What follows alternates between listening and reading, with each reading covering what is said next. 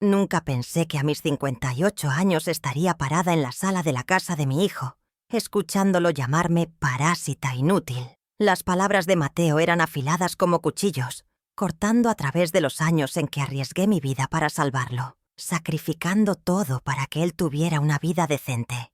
Esa noche, bajo la luz tenue de la casa en las afueras de Guadalajara, Jalisco, sentí que el corazón se me oprimía. Solo quería decirle que había renunciado a mi trabajo para poder cuidar de la familia cuando mi nuera diera a luz. Pero Mateo no me dio la oportunidad. Y Grace, mi nuera, con una sonrisa despectiva, me interrumpió bruscamente. ¿Cómo puede vivir sin pensión en estos tiempos, mamá? Lillian, la madre de Grace, sentada en el sillón, me barrió con una mirada fría y llena de desprecio. «Illy debería ser realista», dijo su voz, grave pero cargada de sarcasmo. «A tu edad no puedes quedarte de brazos cruzados esperando que ellos te mantengan». Me volví hacia Mateo, pero él solo guardó silencio sin decir nada. Siempre había pensado que yo era inútil, incapaz de darle una vida decente. Solo veía lo que no podía darle. La familia de Grace era una familia de renombre. Siempre menospreciaron a la gente pobre como nosotros. Grace, con su cabello rubio y sedoso, y su voz dulce pero cortante, siempre me miraba como si fuera inferior. Sus padres, especialmente Lillian, nunca ocultaron su desprecio por mí. Siempre dije que solo era una sirvienta, dijo Lillian una vez en una fiesta familiar, pensando que no la escuchaba. Qué lástima que Mateo no hubiera crecido con una madre así. Y qué suerte tiene de haberse casado con mi hija. Intenté mantener la calma respirando hondo. Dejé mi trabajo porque quería estar más tiempo con ustedes, dije, mi voz temblorosa, pero tratando de ser firme. Grace, estás a punto de dar a luz. Pensé que podría ayudar a cuidarte después del parto, o cuidar al bebé cuando necesites descansar. Creí que esas palabras los ablandarían. Les recordarían que seguía siendo su madre, que quería contribuir. Pero Grace solo soltó una risita burlona, su mirada fría como el hielo. Cuidados posparto. ¿Usted qué sabe de eso? Mi madre ya contrató a una enfermera profesional. Usted solo complicaría las cosas. Lillian intervino, su voz melosa pero llena de espinas. El cuidar a un recién nacido es una ciencia. Se necesita a alguien capacitado, no a alguien que solo sabe limpiar casas. Las dos, como si lo hubieran ensayado, se unieron para humillarme. Sentí que la cara me ardía, no de vergüenza, sino por el coraje que me subía por dentro. Miré a Mateo esperando que dijera algo, cualquier cosa para defenderme, pero él solo estaba ahí sentado, revisando su celular como si yo no existiera. Mateo, lo llamé, mi voz ronca. ¿De verdad piensas que soy una carga? Levantó la vista, sus ojos rojos por la presión, pero sin rastro de arrepentimiento. Mamá, necesitamos dinero. Los gastos se van a duplicar cuando Grace dé a luz. No es buen momento para que dejes de trabajar. Todavía estás fuerte. ¿Por qué no sigues trabajando? Me quedé helada después de todo lo que había hecho. Salvarlo de la muerte, criarlo, comprarle esta casa con mi sudor y lágrimas. Quería que me fuera a trapear pisos para mantener a su familia. Sentí un nudo en el pecho, como si alguien me estuviera apretando el corazón. Mateo, dije lentamente, yo compré esta casa para ti. Pagué cada centavo con dinero de horas extras, de noches sin dormir. ¿No te acuerdas? Grace se echó el cabello hacia atrás, interponiéndose antes de que él pudiera responder. Usted compró la casa, por eso la dejamos quedarse aquí. Si no, ya la habríamos echado hace mucho. No a algún departamento miserable. Lillian asintió como si fuera lo más obvio. Miré a Mateo. Sus ojos seguían pegados al teléfono. Mateo, dije, mi voz extrañamente calmada. ¿De verdad quieres que vaya a trabajar limpiando? ¿Que siga pagando tu vida mientras tú me llamas parásita? Levantó la vista, frunciendo el ceño como si lo estuviera molestando. Mamá, no compliques las cosas. Solo necesitamos que ayudes. Siempre dijiste que querías ser independiente, ¿verdad? Esta es la forma de que te mantengas por ti misma. Reí con amargura, mi risa resonando en la silenciosa habitación. Independiente, repetí, mi voz temblando de ira. ¿Crees que nunca he sido independiente? Te crié sola, Mateo. Arriesgué mi vida para salvarte de esos perros callejeros. Renuncié a mi esposo, mi casa, Todo solo para que tú vivieras. ¿Y ahora me hablas de independencia? Mateo se encogió de hombros, como si mis palabras fueran aire. Mamá, esa fue tu elección. Yo no te pedí que hicieras esas cosas. Si no quieres ayudar, dilo claramente. Pero no esperes que te cuidemos, si no tienes nada. Nada. Esa palabra se clavó en mi corazón como un puñal. Miré a Grace, miré a Lillian, miré a Mateo, y me di cuenta de una dolorosa verdad. Nunca me consideraron familia. Solo era una herramienta, una fuente de dinero, alguien a quien mangonear. La rabia dentro de mí estalló, pero me obligué a mantener la calma. No lloraría, no suplicaría. Les había dado demasiado, y era hora de recuperar mi dignidad. Me di la vuelta, caminando hacia la puerta, agarrando la pequeña maleta que había traído. «Ellie, ¿a dónde vas?», gritó Lillian fingiendo preocupación. «No puedes irte así nada más. No es tu hijo». Me detuve, me giré y la miré directamente a los ojos. «Mi hijo», dije, mi voz fría como el hielo. «Salvé a Mateo de la muerte. Lo crié con mi vida entera. Pero si él piensa que soy una carga, entonces a partir de ahora ya no soy su madre». Mateo se levantó de golpe con la cara roja. «Mamá, ¿qué estás haciendo? No puedes irte. Me debes. Nos debes». Lo miré al niño que una vez tuve en brazos, al que le cantaba canciones de cuna cada noche, y sentí un vacío donde antes había amor. «¿Qué te debo?», pregunté, mi voz baja pero afilada. «Pagué esa deuda con sangre y lágrimas, Mateo. Pero estás equivocado. No te debo nada». Abrí la puerta, salí y no miré atrás. El viento fresco de la noche tapatía de Guadalajara soplaba, pero no sentía frío. Dentro de mí ardía una llama, la llama del resentimiento, del despertar. Dejé la casa de Mateo esa noche arrastrando mi maleta. No sabía a dónde ir, solo sabía que necesitaba alejarme de ese lugar, el que alguna vez pensé que era mi hogar. Me detuve en un pequeño hotel de carretera, las luces de neón parpadeando débilmente en la habitación estrecha. Me senté al borde de la cama, abrí la maleta y saqué una foto vieja. Mateo, de 5 años, sonriendo radiante a mi lado en el parque. Esa sonrisa ahora era solo un recuerdo, y me pregunté qué había hecho que todo cambiara. A la mañana siguiente llamé a Ava, una amiga que trabajaba en una galería de arte en el centro de Guadalajara. Necesitaba un lugar donde quedarme temporalmente, un lugar para ordenar mis pensamientos. Ava no preguntó mucho, solo dijo: «Ellie, ven para acá. Tengo un pequeño departamento en el segundo piso de la galería. Puedes quedarte todo el tiempo que necesites». Le di las gracias. Recogí mis cosas y me mudé al departamento de Ava. Era sencillo, con una cama pequeña, una vieja mesa de madera y una ventana que daba a la calle concurrida.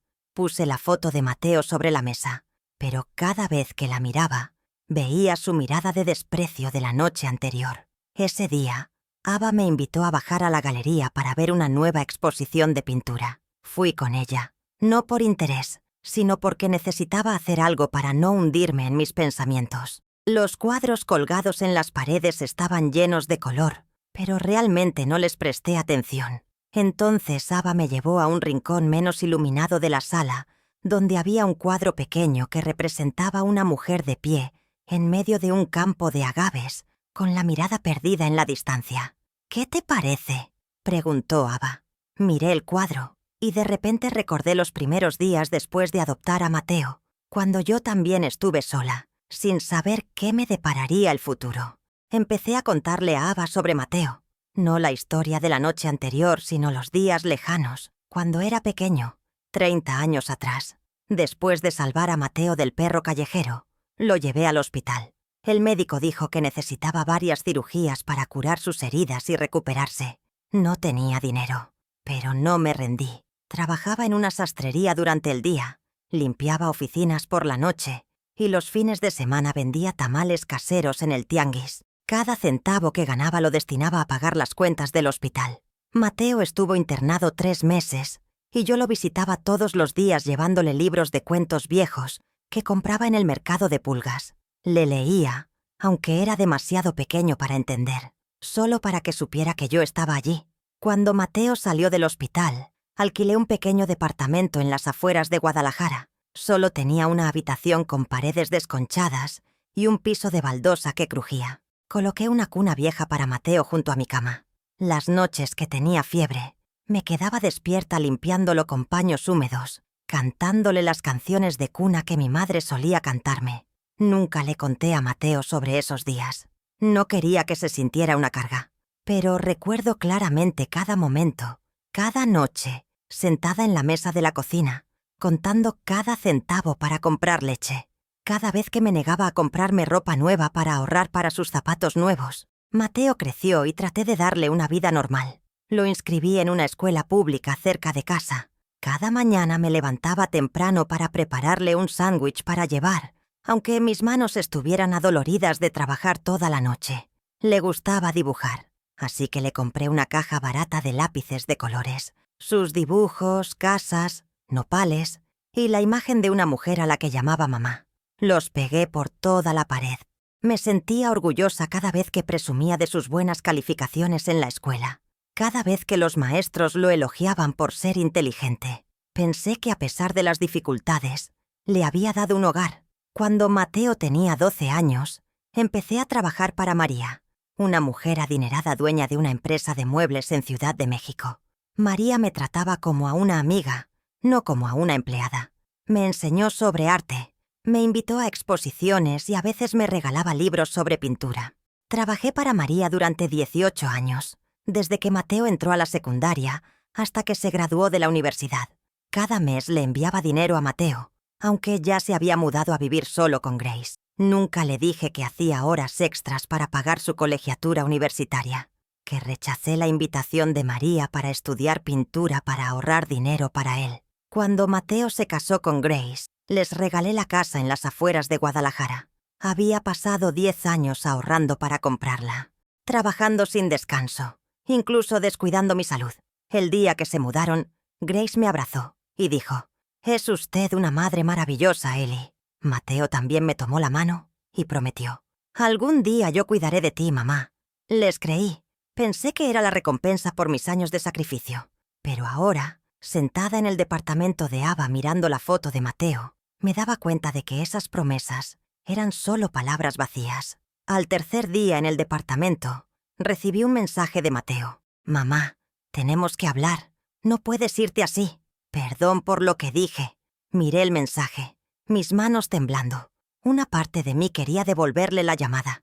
Quería creer que realmente estaba arrepentido, pero luego recordé su mirada de desprecio. Recordé cómo Grace y Lillian me habían humillado. No respondí. En lugar de eso, caminé hasta la tienda de abarrotes cercana y compré un boleto de lotería, como un hábito inconsciente. No pensé mucho en ello. Solo quería hacer algo para olvidar el dolor. Esa noche estaba viendo las noticias en la televisión del departamento. El presentador leyó los resultados de la lotería y yo revisé distraídamente el boleto en mi bolsillo. El primer número coincidía, luego el segundo, el tercero. Mi corazón empezó a latir más rápido. Cuando el último número coincidió, casi no podía respirar. 180 millones de pesos. Lo revisé de nuevo, esta vez con mi teléfono, y luego llamé al centro de lotería para confirmar. La persona al otro lado de la línea dijo con voz alegre: «Felicidades, señora Harper. Usted es la ganadora del premio mayor».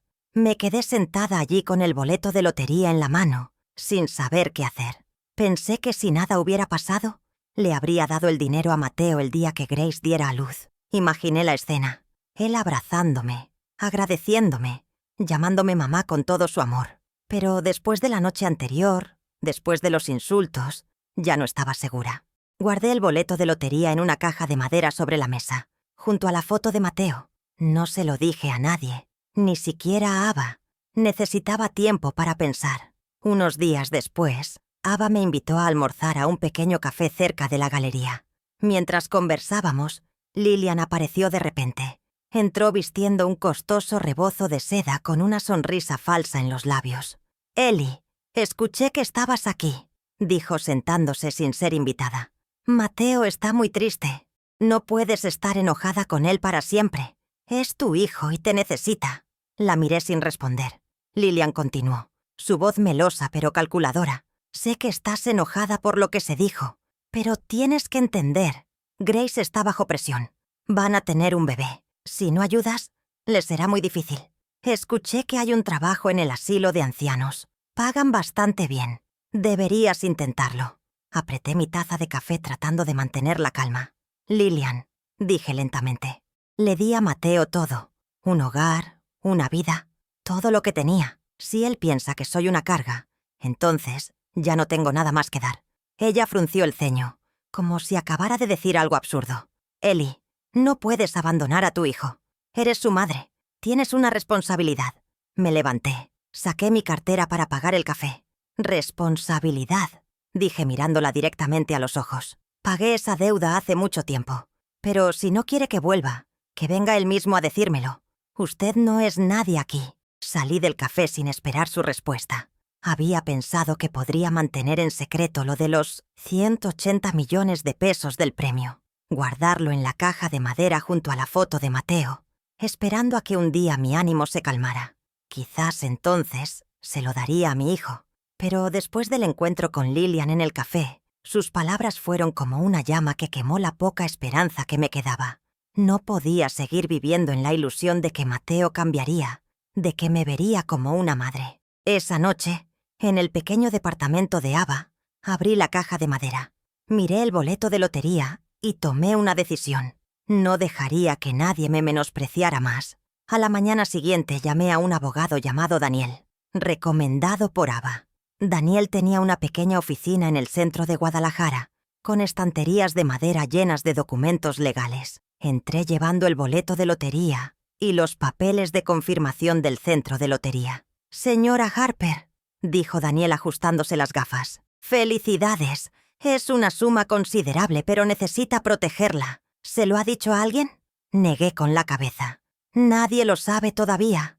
Quiero mantenerlo seguro y necesito que me ayude a organizar todo».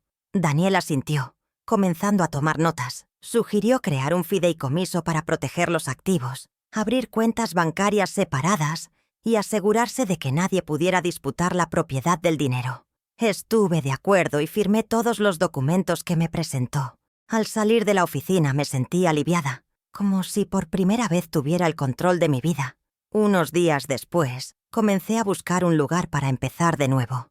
No quería vivir para siempre en el departamento de Ava, aunque ella siempre me recibía con los brazos abiertos. Revisé listados de bienes raíces en mi teléfono y me detuve en una residencia de lujo en las afueras de Guadalajara. Tenía paredes de cristal con vista al volcán de Tequila, un jardín amplio y una sala lo suficientemente grande como para colgar los cuadros que soñaba pintar. Costaba 40 millones de pesos, pero sabía que podía pagarlo. Llamé al agente inmobiliario y concerté una cita para el fin de semana. Ese fin de semana fui a ver la residencia. La agente era una mujer joven llamada Hannah, de voz suave y sonrisa amable. Me guió por cada habitación señalando detalles como la chimenea de cantera y los pisos de talavera. Estaba parada en la sala imaginando un caballete cerca de la ventana cuando una voz cortante resonó desde la entrada. «Eli Harper, ¿qué haces aquí?» Me giré y vi a Sophie, la sobrina de Lillian, parada allí, con la mirada llena de desprecio. Sophie trabajaba para la inmobiliaria y claramente no esperaba encontrarme. «Sophie», dije manteniendo la voz calmada. «Vine a ver la casa. ¿Algún problema?» Ella soltó una risita burlona, cruzándose de brazos. «Ver la casa. ¿Crees que tienes dinero para comprar este lugar? Solo eres una sirvienta, Ellie. No le hagas perder el tiempo a Shanna». La gente alrededor y los empleados de la compañía comenzaron a voltear susurrando. Jana parecía incómoda tratando de intervenir. «Sophie, estoy trabajando con la señora Harper. Todo está en orden». Pero Sophie no se detuvo. «¿En orden? Ella no tiene ni 20.000 pesos en el bolsillo. Solo vino aquí a fingir, como esa gente que le gusta aparentar. ¿No te das cuenta?» Apreté los puños, la rabia subiendo. Ya había soportado suficientes insultos de la familia de Mateo, de Lillian y ahora de Sophie. La miré directamente, mi voz fría como el hielo. «Sophie, no sabes nada de mí. Vine aquí a comprar la casa y lo haré hoy mismo». Ella se echó a reír con voz burlona. «¿Comprar la casa? ¿Con qué?» «Con los ahorros de limpiar pisos. Por favor, Ellie, regresa a tu pobreza». Jana intentó calmar la situación. «Sophie, ya basta. La señora Harper tiene documentos de solvencia económica. Pero Sophie le arrebató la carpeta de las manos a Jana, hojeándola con arrogancia. 180 millones de pesos. ¿Es una broma? Esto es falso. Seguro. La conozco bien. Solo es una sirvienta que vive de arrimada en casa de Mateo. De ninguna manera tiene dinero real. La multitud comenzó a murmurar, algunas personas asintiendo como si estuvieran de acuerdo con Sophie. No discutí. Saqué mi teléfono. Abrí la aplicación del banco y se la mostré a toda la sala para que vieran el saldo. 180 millones de pesos. Se escucharon jadeos ahogados. El rostro de Sophie palideció. Sus labios temblaban. ¿De dónde sacaste ese dinero?», balbuceó. «Gané la lotería», dije, mi voz firme. «Y no necesito que me creas o no, Hannah. Quiero firmar el contrato de esta residencia ahora mismo». Hannah asintió, preparando rápidamente los papeles, sus ojos brillando de emoción. Sophie se quedó allí, rígida, como si acabara de recibir una bofetada. Un hombre de mediana edad, el gerente de la compañía, se acercó mirando a Sophie con el ceño fruncido.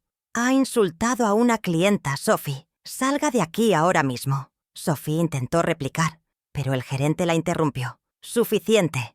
Está suspendida. Consideraremos su despido». No miré a Sophie mientras se iba lanzándome una mirada llena de veneno. Firmé el contrato. Transferí los 40 millones de pesos y recibí las llaves de la residencia. Jana me abrazó, susurrando. «Es usted increíble, señora Harper. Gracias por confiar en mí». Sonreí, pero por dentro la rabia seguía latente. Sophie era solo una pequeña parte de las personas que me habían menospreciado, y sabía que la historia no había terminado. Unos días después, me mudé a la residencia. Compré un caballete nuevo, un juego de pinturas, y comencé a pintar. Las primeras pinceladas eran torpes, pero no tenía prisa. Quería reencontrarme a mí misma como María me había animado a hacer. Pero entonces, una tarde Mateo apareció frente a la puerta de la residencia. Lo vi a través de la cámara de seguridad, parado allí con las manos en los bolsillos, la mirada cansada.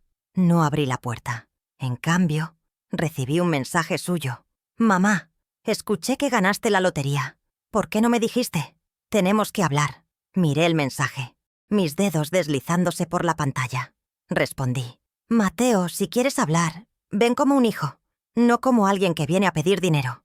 No respondió, pero esa noche Grace llamó. Su voz era melosa, completamente diferente a la de la noche anterior. «Mamá, Mateo está muy arrepentido. Queremos invitarla a cenar a casa.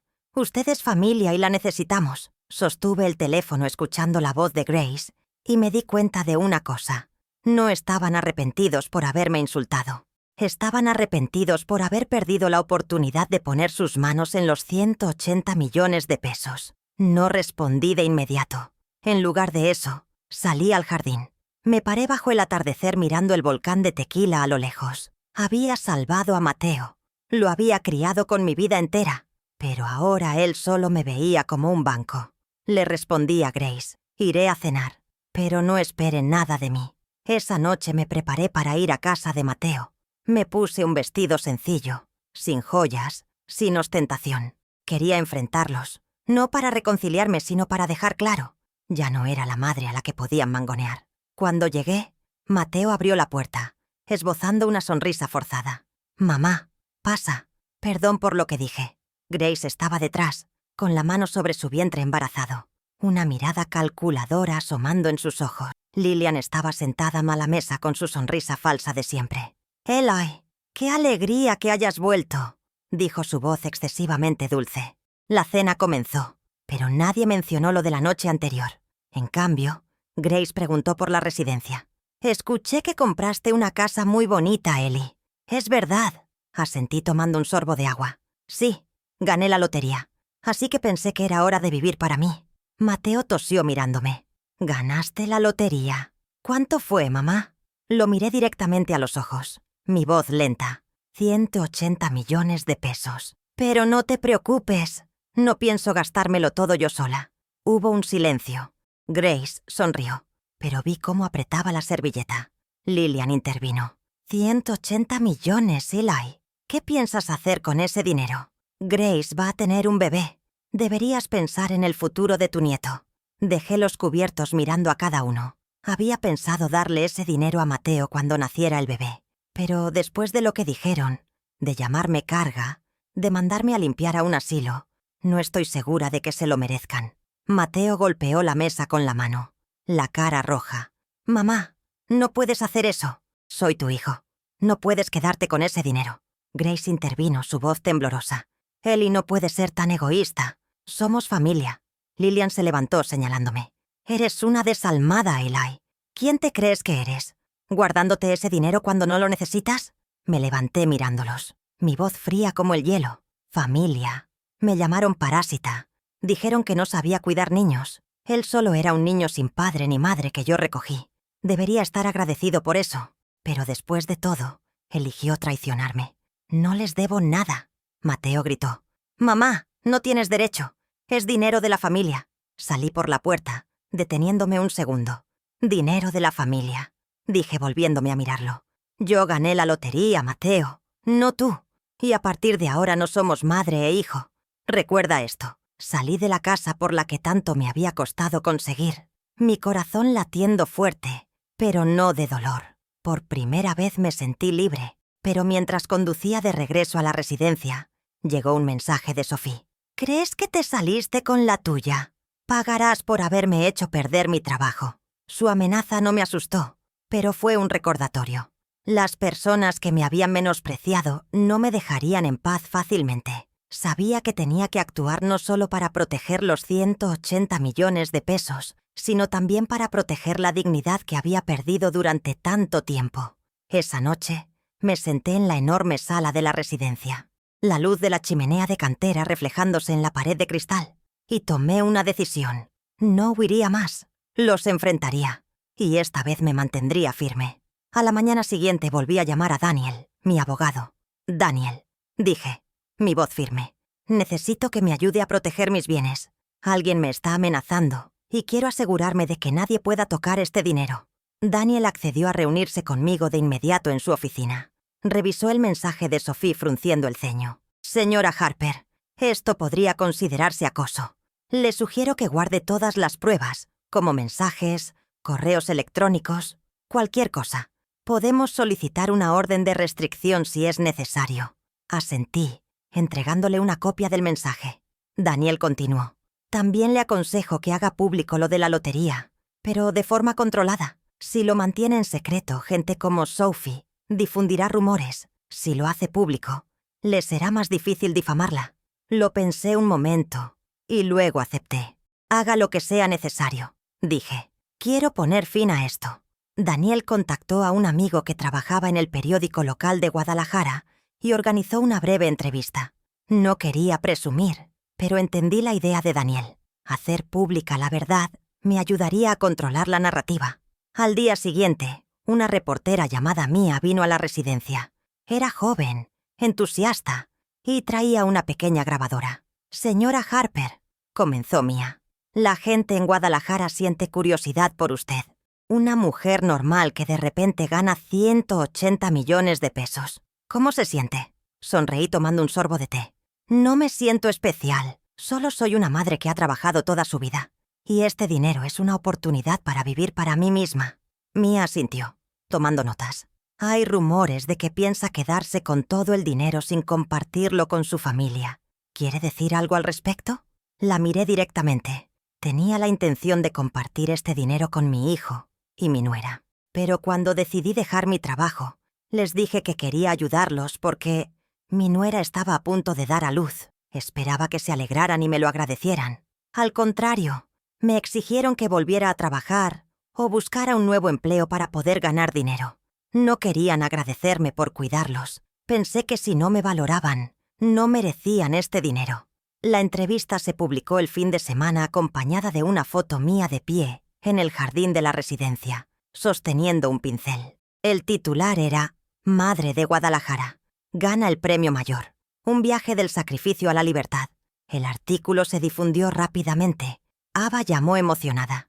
«Ellie, eres famosa. Todo el pueblo habla de ti». Pero no todos me apoyaban. Una mañana recibí un correo electrónico anónimo. «Eres una egoísta, guardándote el dinero mientras tu hijo lucha por vivir. Pagarás las consecuencias». Le envié el correo a Daniel y él inmediatamente envió una advertencia legal a la compañía de correo electrónico, solicitando rastrear el origen. «Descubriré quién está detrás de esto», dijo Daniel. «Pero debe tener cuidado. En medio de la controversia, decidí seguir la pasión que María había despertado en mí. La pintura. Había comprado una residencia, pero quería más. Necesitaba un espacio para crear. Encontré una pequeña galería de arte en venta en el centro de Guadalajara por 30 millones de pesos. Tenía paredes blancas, luz natural y un espacio abierto ideal para exhibir cuadros. Me puse en contacto con el dueño, un hombre mayor llamado George, y concerté una cita.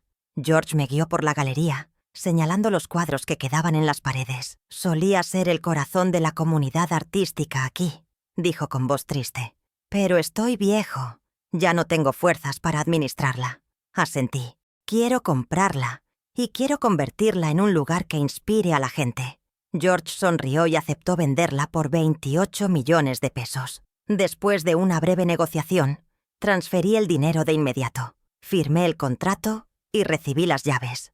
Unos días después, comencé a renovar la galería. Contraté a un equipo para volver a pintar las paredes, instalar nuevas luces y crear una pequeña área para dar clases de pintura a niños. Ava me ayudó a contactar a artistas locales invitándolos a exponer sus obras. También comencé a pintar varias horas al día para prepararme para la primera exposición. Pinté un cuadro grande inspirado en el que vi en la galería de Ava, una mujer de pie en medio de un campo de agaves, con la mirada firme. Lo llamé Libertad. La primera exposición se planeó para finales de mes. Envié invitaciones a la comunidad artística de Guadalajara. Publiqué anuncios en redes sociales e incluso pagué por un pequeño anuncio en el periódico. La noche de la inauguración. La galería brillaba con luces y estaba llena de gente. Ava estaba a mi lado con un elegante vestido azul susurrando. «Eli, lo lograste. Mira, a todos les encanta este lugar». Sonreí, pero mi sonrisa se desvaneció cuando vi entrar a Lillian, acompañada por un grupo de mujeres vestidas elegantemente. Se deslizaron entre la multitud, riendo y hablando en voz alta, como si quisieran atraer todas las miradas. Lillian se acercó con una sonrisa falsa en los labios. «Eli, no esperaba que lograras esto. Una galería impresionante para alguien que fue sirvienta». La gente alrededor se volteó. Algunos susurraron. Mantuve la voz calmada. «Lillian, ya no soy sirvienta. Este es mi sueño, y lo estoy viviendo». Ella soltó una risita burlona. «¿Sueño? ¿Crees que unos cuantos cuadros y el dinero de la lotería te convierten en artista? Sigues siendo Ellie Harper la que limpiaba los pisos para Mateo». Sus amigas rieron por lo bajo. Una mujer con grandes gafas de sol intervino. «Escuché que te quedaste con todo el dinero sin darle un centavo a tu hijo. ¡Qué vergüenza!». Apreté las manos, pero no dejé que viera mi vacilación. Me volví hacia Ava. «Ava, puedes invitar a todos a ver el cuadro principal». Ava asintió, guiando a la multitud hacia Libertad, colgado en el centro de la galería. Di un paso adelante. Mi voz clara y fuerte. «Gracias a todos por venir. Este cuadro es mi historia. Sacrificé todo por mi hijo. Pero cuando necesité respeto, solo recibí desprecio. Los 180 millones de pesos no son lo que me define. Solo me dieron la oportunidad de ser fiel a mí misma». La multitud aplaudió, pero Lillian intervino, su voz cortante. «Ser fiel. Solo eres una egoísta, abandonando a Mateo cuando más te necesitaba». La miré directamente. «¿Abandonar? ¿Usted llama a eso familia?». Lillian se quedó sin palabras. Sus amigas guardaron silencio. Un hombre entre la multitud habló. «La señora Harper tiene razón. La familia no se trata así». La multitud asintió, y Lillian dio la vuelta, llevándose a sus amigas fuera de la galería. Después de la exposición, vendí 5 cuadros, incluyendo Libertad, por un total de 400.000 pesos. Doné ese dinero a una organización benéfica que apoya a niños huérfanos en Guadalajara como una forma de cerrar el pasado. Pero los problemas no terminaron. Unos días después, Mateo llegó a la residencia. Esta vez no solo Grace lo acompañaba. Su vientre embarazado ya era grande, y Lillian estaba detrás. Con su mirada afilada tocaron la puerta, y abrí sin invitarlos a pasar. «Ellie», dijo Grace con una falsa dulzura, «queremos disculparnos. No se equivocó al decir esas cosas. Déjenos empezar de nuevo». Mateo asintió. evitando mi mirada. «Mamá, sé que me equivoqué, pero vamos a tener un bebé. No puedes darle la espalda a tu nieto, ¿verdad?». Lilian intervino. «Tienes 180 millones de pesos, Ellie. No los necesitas todos. Piensa en el futuro de la familia». Los miré uno por uno y me di cuenta. No venían por afecto. Venían por dinero. Cerré la puerta sin decir una palabra. Pero Mateo golpeó la puerta gritando. «Mamá, no puedes hacer esto. No dejaré que te quedes con todo ese dinero». Llamé a Daniel de inmediato. «Daniel, necesito una orden de restricción. Mi familia sigue acosándome». Daniel aceptó, comenzando a preparar los documentos. Mientras esperaba, recibí una llamada de Ava. «Eli, tienes que ver las redes sociales. Mateo está publicando cosas sobre ti». Abrí mi teléfono y vi la publicación de Mateo en un grupo comunitario de Guadalajara. Mi madre ganó 180 millones de pesos, pero nos abandonó a mí y a mi esposa cuando más la necesitábamos. Ella vive en una mansión mientras nosotros luchamos por nuestro hijo que está por nacer. La publicación tenía cientos de comentarios, algunos de acuerdo con Mateo, llamándome «madre desalmada». No respondí a la publicación. En lugar de eso, detuve ese proceso. Llamé a Ava. «Ava, ¿puedes ayudarme a organizar otra exposición? Esta vez quiero contar la verdadera historia». Ava aceptó y comenzamos a prepararnos. Pinté 3 cuadros más, cada uno contando una parte de mi historia. El primero me representaba, ahuyentando al perro callejero para salvar a Mateo. El segundo me mostraba sentada en la mesa de la cocina, contando cada centavo. Y el tercero me presentaba frente a la residencia, con la mirada firme. Llamé a la trilogía El viaje, la noche de la segunda exposición. La galería estaba más llena que la vez anterior. Me paré frente a la multitud y conté mi historia desde el día que salvé a Mateo hasta la noche que me llamó carga. No lloré, no pedí compasión, solo dije la verdad. Cuando terminé, la multitud aplaudió y una mujer mayor se acercó y me abrazó. «Es usted una inspiración, señora Harper. No deje que la lastimen». Pero cuando miré hacia la puerta, vi a Mateo parado allí con la mirada oscura. No entró, solo se dio la vuelta y me pregunté qué haría para vengarse de mí. Al día siguiente, estaba en la galería, la luz suave iluminando la trilogía, el viaje todavía resonando, los aplausos de la noche anterior, la imagen de Mateo en la puerta, con esa mirada oscura, no se apartaba de mi mente. Sabía que no había venido a reconciliarse, sino a continuar la guerra que yo intentaba terminar. Pero esta vez no tenía miedo. Esa noche me senté en el estudio de mi residencia, coloqué un lienzo nuevo en el caballete y comencé a pintar. Las primeras pinceladas fueron de azul, como el cielo de Jalisco, como la esperanza que buscaba. A la mañana siguiente, Ava vino a la residencia con un montón de cartas de los asistentes a la exposición. «Ellie, tienes que leer esto», dijo, sus ojos brillando. Abrí cada carta leyendo palabras de aliento de extraños. Una joven escribió: «Usted me inspira a ser fiel a mí misma». Un hombre mayor compartió: «Perdí contacto con mi hijo, pero su historia me hizo querer intentar hablar de nuevo». Esas cartas, como piezas de un rompecabezas, me ayudaron a ver que mi historia no era solo dolor, sino también fuerza. Decidí convertir la galería no solo en un lugar para exhibir arte, sino en un espacio para que la gente compartiera sueños y sanara. Comencé a organizar clases de pintura gratuitas para niños en la galería. Cada sábado, decenas de niños se reunían riendo, pintando cuadros llenos de color. Les enseñé a mezclar colores, a dejar que el pincel contara su propia historia. Una niña llamada Lily, de solo 8 años, pintó un cuadro de su madre fallecida el año anterior. «Señora Ellie», dijo Lily con los ojos brillantes. Pinté a mi mamá para no olvidarla. La abracé sintiendo mi corazón calentarse. Momentos como ese me recordaban que podía llevar alegría a otros, no con dinero, sino con compasión. Mientras la galería prosperaba, recibí noticias de Daniel. «Señora Harper, enviamos una advertencia legal a Mateo por su publicación en redes sociales». La eliminó, pero le aconsejo que siga vigilando de cerca. Hay indicios de que intenta difundir rumores. Asentí por teléfono, agradecí a Daniel y revisé las redes sociales. Una cuenta anónima publicó en el grupo comunitario de Guadalajara: «Ellie Harper no es la heroína que dice ser. Ganó la lotería pero abandonó a su hijo cuando necesitaba dinero para mantener al bebé que viene. La publicación tenía unas pocas docenas de comentarios, algunos defendiéndome, pero muchos criticando. ¡Qué vergüenza! Una madre no debería ser tan egoísta. No respondí. En lugar de eso, envié la publicación a Daniel pidiéndole que investigara. Unos días después, Ava me invitó a un taller de arte en Guadalajara, donde artistas locales compartían técnicas y experiencias. Llevé un cuadro nuevo que representaba un campo de girasoles bajo el sol, titulado Amanecer. En el taller conocí a María, otra María, una artista mayor que había estudiado con mi antigua jefa. María. La artista me tomó la mano sonriendo. Eli, escuché sobre tu galería. María estaría muy orgullosa. Hablamos durante horas y María me invitó a participar en una gran exposición de arte en Ciudad de México el mes siguiente.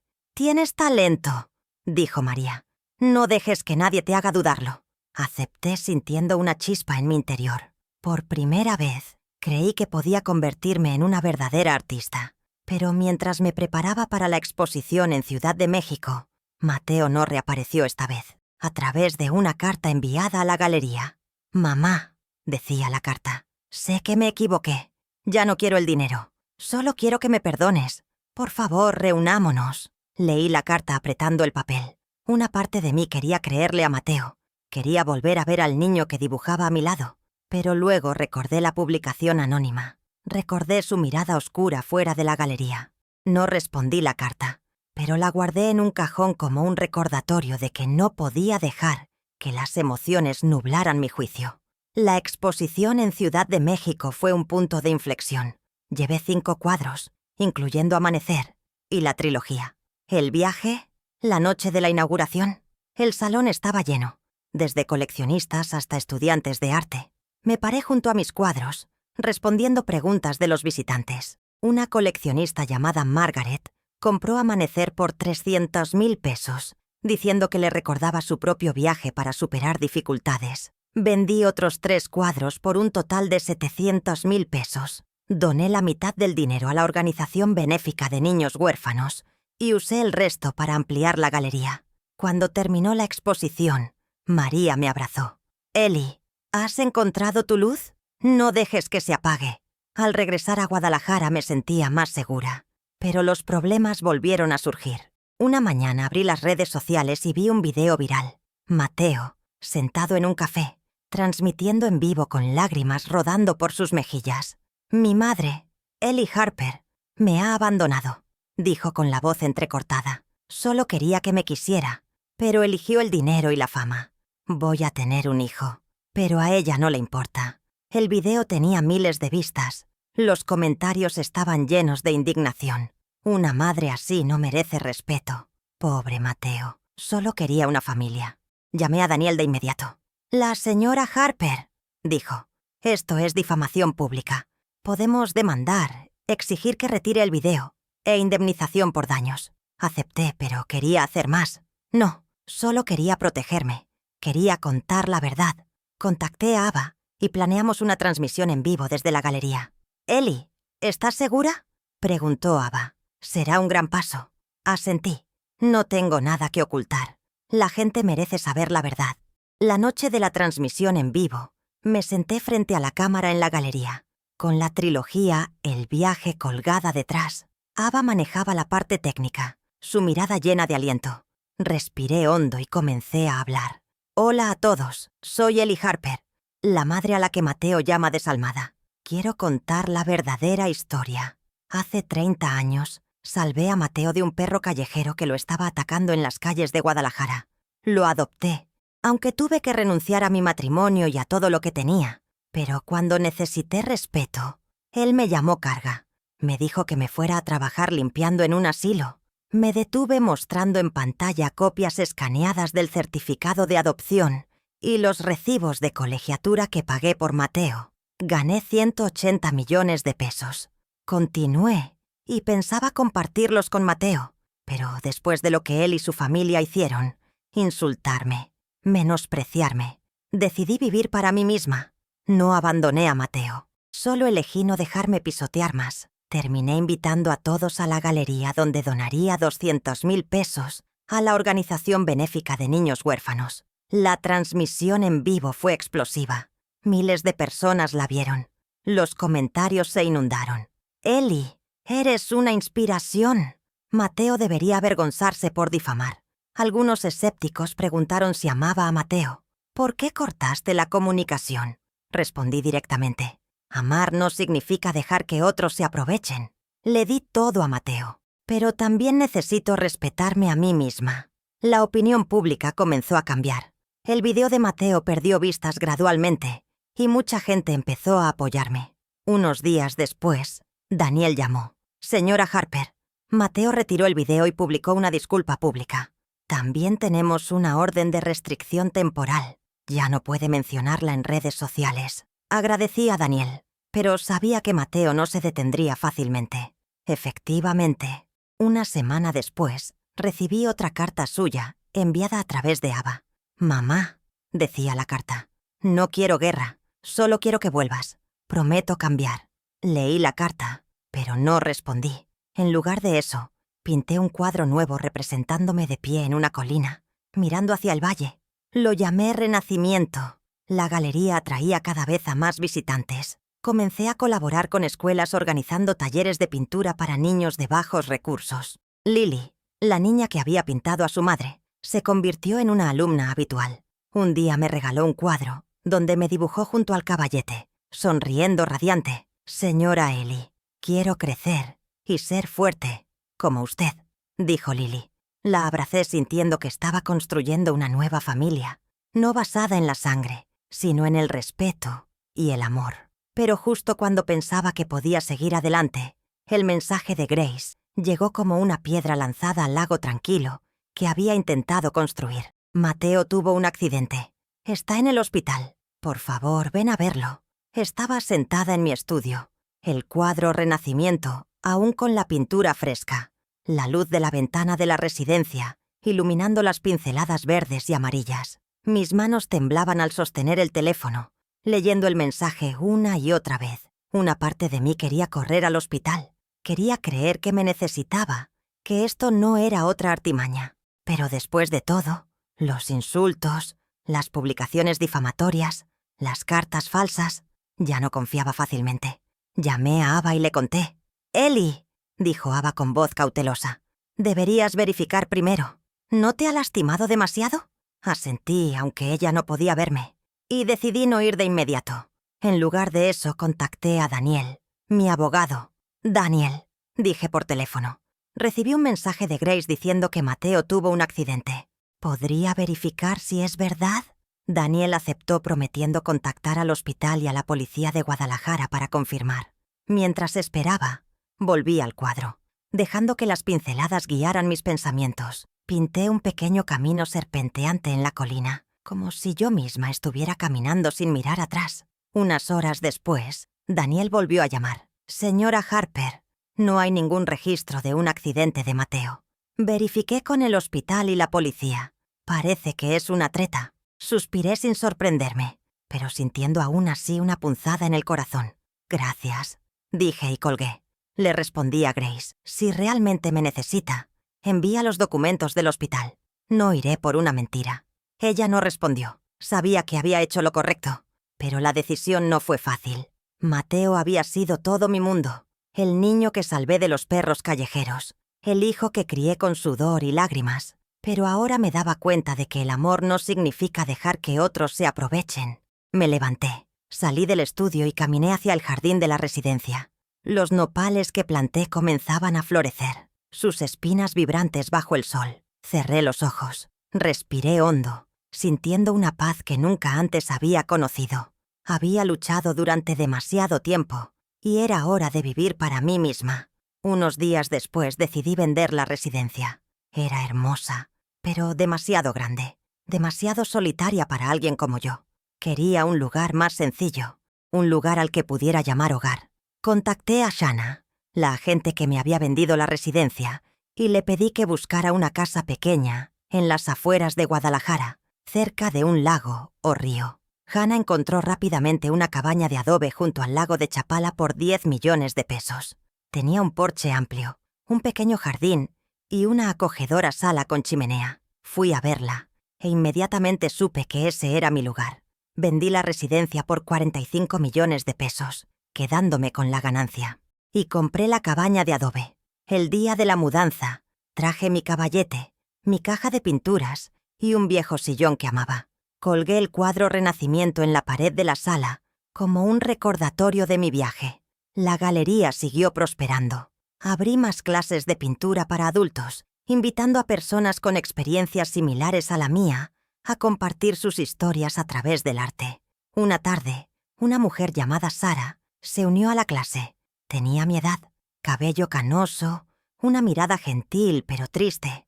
Después de la clase, Sara contó que había sacrificado su vida por su familia, pero sus hijos no la valoraban. «Ellie», dijo, «tu historia me hizo querer intentar pintar, reencontrarme a mí misma». Le tomé la mano sonriendo. «Nunca es tarde, Sara. Empieza hoy mismo». Sara se convirtió en mi amiga, y a través de ella conocí a otras mujeres que también buscaban sanar. Organizamos reuniones semanales en la galería, tomando té, pintando y compartiendo sueños mientras mi vida se estabilizaba gradualmente. Recibí noticias de Daniel. «Señora Harper, ganamos la demanda contra Mateo. El tribunal le ordenó pagarle 1 millón de pesos por difamación y le prohibió mencionarla en redes sociales. Agradecí a Daniel, pero no acepté el dinero. En lugar de eso, pedí que lo transfirieran a la organización benéfica de niños huérfanos. No quería nada de Mateo, ni dinero, ni disculpas. Solo quería libertad». Unos meses después, escuché que Grace había dado a luz una niña. Ava me contó que Grace y Mateo estaban pasando por dificultades económicas, teniendo que vender la casa que yo les había comprado. No me comuniqué, no pregunté, pero una tarde, mientras regaba las flores en mi jardín, llegó una carta.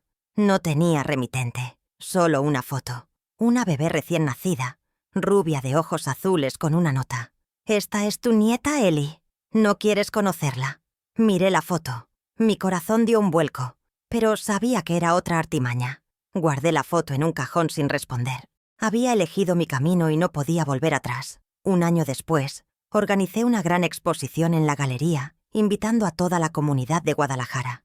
Expuse 10 cuadros nuevos, cada uno contando una historia de sanación. El último, Serenidad, representaba a una mujer sentada junto al lago, la luz del sol brillando en su cabello canoso, una leve sonrisa en sus labios. La noche de la inauguración, la galería estaba llena. Risas y conversaciones resonaban por todas partes. Lily, la niña que me había regalado su cuadro, ahora con 10 años, corrió a abrazarme. «Señora Ellie, pinté un cuadro nuevo. Somos usted y yo junto al lago». Miré el cuadro. Mis ojos se humedecieron. «Lily, eres mi regalo», dije abrazándola fuerte. A mitad de la exposición, Ava me llevó a un rincón. «Ellie, alguien quiere conocerte». Miré hacia donde señaló y vi a un hombre mayor de cabello canoso, parado junto a Serenidad. Se presentó como Thomas, un escritor que estaba escribiendo un libro sobre personas que superaron la adversidad. «Señora Harper», dijo Thomas, «su historia es un capítulo que quiero contar. ¿Estaría de acuerdo en compartirla?» Sonreí y asentí. Si ayuda a alguien a encontrar esperanza, estoy dispuesta. Thomas y yo hablamos durante horas y a través de él me di cuenta de que mi historia no era solo dolor, sino un viaje de sanación. Le conté sobre Mateo, pero sin resentimiento. Lo salvé. «Lo crié y no me arrepiento», dije. «Pero me arrepiento de no haberme protegido a mí misma antes. La bondad no debe pagarse con autodestrucción». Thomas tomó notas, su mirada llena de comprensión. «Es usted una mujer fuerte». «Ellie», dijo, «esta historia inspirará a muchos». Unas semanas después, recibí noticias de Ava. «Ellie, ¿supiste lo de Mateo? Se mudó a Ciudad de México. Trabaja en un almacén. Grace se divorció de él y se quedó con la custodia de la niña». Asentí sin preguntar más. No quería saber dónde estaba Mateo ni qué hacía. Él era el pasado y lo había dejado ir. Volví al jardín. Planté más girasoles, esas flores que siempre buscan la luz. Unas semanas después, estaba sentada en el porche de mi casa, en una hermosa mañana, saboreando mi café, mirando el brillo del lago de Chapala. Abrí una carta de Thomas, el escritor que habló de mí en su libro. «Ellie, el capítulo sobre ti es el corazón del libro», escribió. «Has dado esperanza a miles de personas». Dejé la carta sobre la mesa. sonriendo. El libro de Thomas vendió decenas de miles de copias y recibí cartas de todas partes. Una mujer en Puebla escribió que había dejado a su esposo, que la menospreciaba después de leer mi historia. Un joven en Monterrey dijo que empezó a estudiar pintura por mí.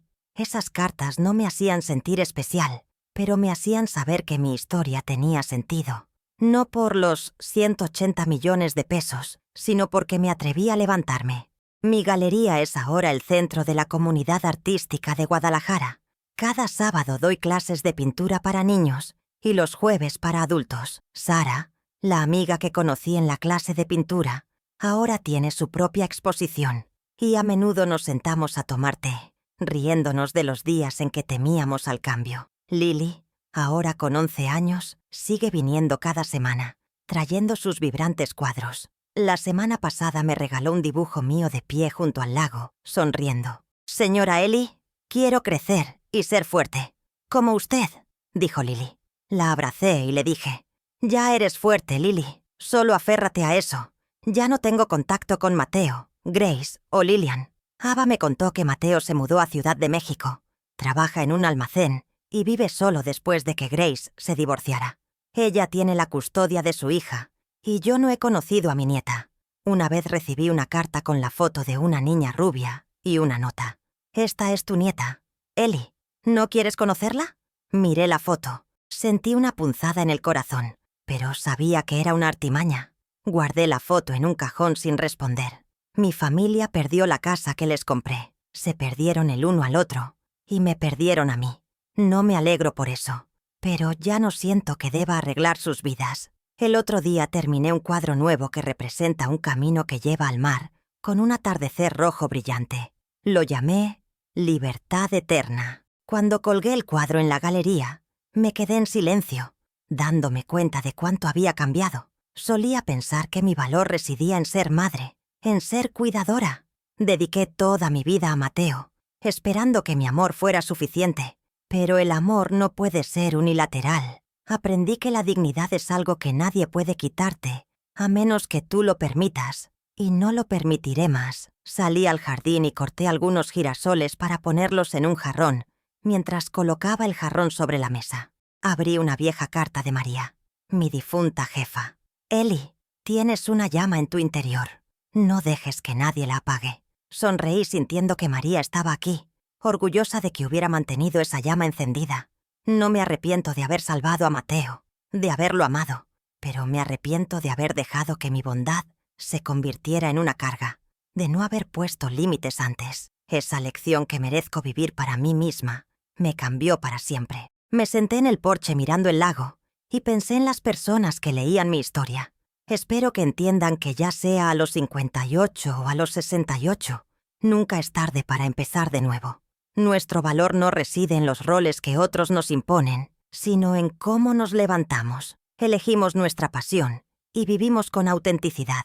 Tomé el último sorbo de café, dejé la taza y tomé mi pincel. Un nuevo cuadro esperaba y sabía que hablaría de esperanza.